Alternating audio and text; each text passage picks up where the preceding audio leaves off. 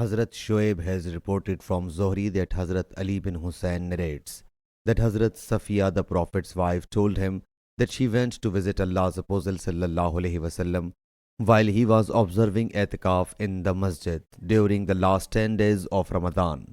So she continued discussing with him for a while at the time of Isha prayer. Then she got up to depart, and the Prophet sallallahu alaihi wasallam also got up to escort her until when she reached the door of Masjid Nabawi, adjacent to which was the residence of Hazrat Salama, the Prophet's wife. Two helpers passed by them. They greeted Allah's Apostle sallallahu alaihi wasallam and then resumed their walk.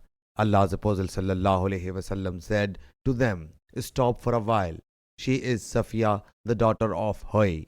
Both of them submitted, "Glory be to Allah Jalla Jalaluhu, O Allah's Apostle sallallahu alaihi wasallam," and it seemed to them amazing. He sallallahu alaihi wasallam said, "Satan circulates in human as blood circulates, so I feared lest it should inspire misgiving in your hearts." Sahih Bukhari, Hadith number 6219.